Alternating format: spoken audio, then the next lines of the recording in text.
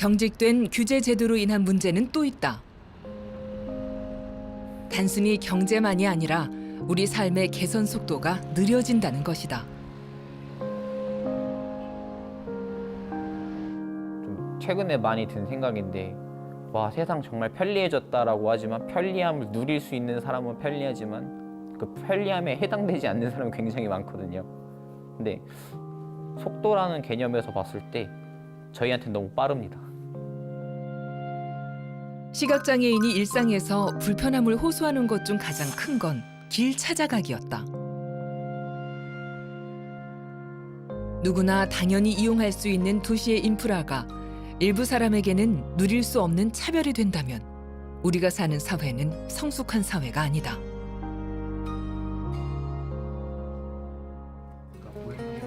이런 현실을 바꿀 아이디어를 찾아낸 스타트업 기업이 있다. 시각장애인의 스마트폰 사용률이 80%에 달한다는 점에 착안. 그들을 위한 길찾기 앱을 개발하고 있는 것이다. 미국 등 몇몇 기업에서 시도한 사업이지만 우리나라에서는 사업의 필요성이 제대로 알려지지 않았던 것이 현실이다. 공익성만이 아니라 사업성도 충분히 인정받은 상태다.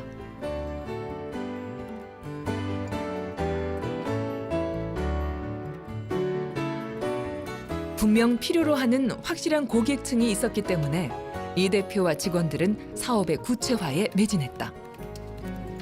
이 스타트업을 창업한 이시환 씨는 수요자들의 어려움이 어디에 있는지 정확히 알고 있었다. 사촌 동생이 시각 장애를 좀 앓고 있어서요. 그 작은 택시 하나만 타더라도 원하는 곳이 아닌 조금 더 앞에 내려줬던 이유만으로 몇 시간씩 헤맸다는 얘기를 좀 들으면 이게 참 필요한 서비스겠구나라고 하는 그런 서비스의 필요성을 좀 느꼈고요. 시각 장애인분들이 어떻게 보면 새로운 곳을 갔었을 때 그분들은 아마 이제 그 근처까지는 가게 됐는데요. 가장 힘든 게 입구를 찾는 문제입니다. 그런데 그 문의 정보가 정확하지 않으면 이동에서 멈추고 이용까지 갈 수 없는 경우가 많습니다. 그래서 저희는 그 문의 정보에 좀 집착을 했고요. 이 스타트업에서는 기존의 시각장애인용 내비게이션과는 달리 대상 인지 알고리즘이라는 혁신 기술을 내세웠다. 간단한 손동작만으로 위치, 주변 건물, 상황, 목적지 등 정보 이용을 가능하게 하는 것이다.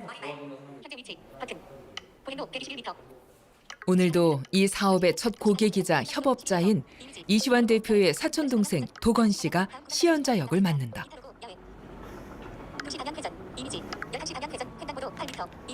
이렇게 사용자가 실제로 외부에서 사용을 하게 되면 그 정보는 빅데이터로 쌓이게 된다. 그렇게 시각장애인의 보행 동선을 따라 수집되는 주변 환경 정보를 실시간으로 업데이트해 알려주는 이른바 보행 내비게이션이 구축되는 것이다.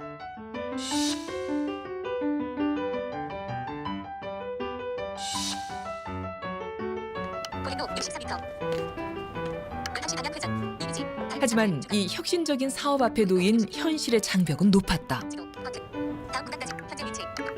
일단은 이게 그 정보 약자분들한테 그 정보를 제공하기 위해서 우리가 알고 있는 정보가 좀 편리하게 공급이 돼야 되는데 실제로 규제가 좀 많습니다. 법적인 규제도 많고 예를 들어서 건물의 입구 정보를 실제로 그분들한테 준다는 건 그것 자체부터가 실제 규제에 어긋나고요. 소유주 갖고 있었던 건물의 정보를 소유주가 아닌 제3자가 취득, 열람하는 게 현재 금지가 돼 있거든요. 그러니까 저희는 이제 그게 개인 건물이 아니라 근린시설이나 공공시설, 카페 같은 상가 같은 경우는 충분히 가능하다고 생각했는데 그것조차 규제에 막혀 있었다라고 하는 게 가장 좀 어려움이었었죠.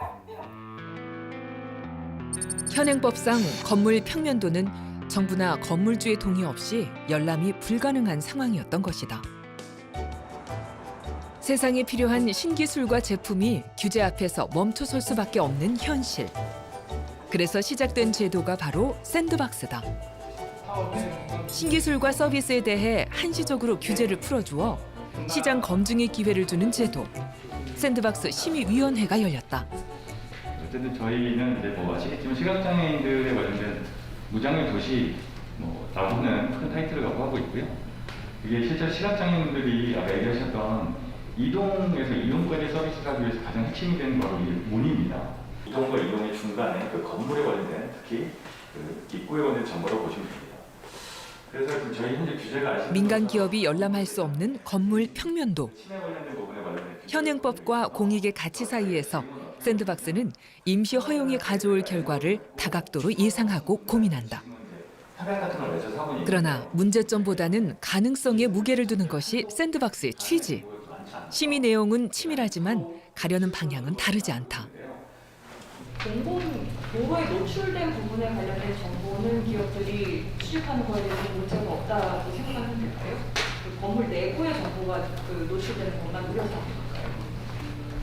그 정도로 말씀하시는 거라면 특별한 의미는 없을 것 같아요. 근데 거기 뭐 입구에 어디까지냐 이제 말씀하신 대로 실내 그쪽은 약간 좀 어려워지는 상황입니다. 이의가 있으신가요? 아니면 원하는 대로 의견해도 될까요? 예, 그러면 심의안건 제기로 시각장애인 보행경로 안내 서비스에 대한 실증 통계가 가결되었음을 선포합니다. 시각장애인을 위한 보행경로 안내 서비스가 샌드박스를 통해 시장에서 사업을 펼쳐볼 기회를 얻었다. 건축물 평면도 열람에 관한 현행법 규제를 2년간 한시적으로 적용받지 않는 실증 특례 결정이 내려진 것이다. 전격 물량 용량이 562kW라고 하는 일반인 상식적인 기준에서는 굉장히 과열 위험이라든가 조금 그 전기 용량이 크기 때문에 그 시험도 다 끝났고요. 다만 이제 이게 국가가 고시하는 그 내용이 들어가야 되는데요. 그런 부분만 남아있던 부분도 있거든요. 이날 전기버스 무선 충전 패드 사업도 실증 특례를 승인받았다. 85kHz 전기버스 무선 충전 서비스에 대한 실증 통계가 가결되었음을 선포합니다. 엄청난 도움이죠. 사업 관점에서 보면. 왜냐하면 이거를 낱개로요. 각 부처 찾아다니면서 담당자 컨택해서 그 담당하시는 분을 이해시키려면 시간이 얼마 걸릴지 몰라요. 그거를 이번에 이제 규제 샌드박스 프로그램이 있어서 실증 특례를 이제 통과해서 우리가 이제 사업을 그런 이제 복잡한 절차, 상당한 시간, 상당한 비용, 상당한 인력을 투입하지 않고도 할 수 있는 그런 이제 기회를 얻게 됐습니다. 샌드박스가 열어줄 수 있는 길은 크게 세 가지다. 사업 아이템에 대해 허가 기준과 규제를 빨리 확인해주는 신속 확인. 규제 적용 없이 일단 출시하고 관련법을 정비케 하는 임시 허가. 2년간 규제 적용 없이 시장에서 검증하게 하고 필요시 2년을 더 연장해주는 실증 특례가 그것이다. 어린아이들 놀이터에 보면은 모래로 된 이렇게 뭐라 그럴까요? 모래터 같은 게 있잖아요. 그게 이제 샌드박스예요. 규제 샌드박스는 뭐냐면 규제자의 입장에서 볼 때 규제 대상들이 얼마든지 그 안에서 놀 수 있게 자유롭게 놀 수 있고 그리고 나서 만약에 누가 아프거나 다치면은 규제자들이 정부가 개입하겠다. 쉽게 표현하면 선허용. 일단 허용하고 그다음에 문제가 생기면 규제를 하겠다. 이런 뜻이에요. 샌드박스 시행 후 변화와 혁신은 눈에 띄게 늘고 있다. 세계 최초의 국회 수소 충전소가 샌드박스를 통해 실현됐다. 공유 주방은 창업인들의 성지가 됐고 비대면 금융 규제를 풀자 핀테크 스타트업들이 놀랍게 커나가고 있다. 가사 도우미가 근로자로 인정받게 된 의미 있는 혁신도 샌드박스가 이뤄낸 성과다.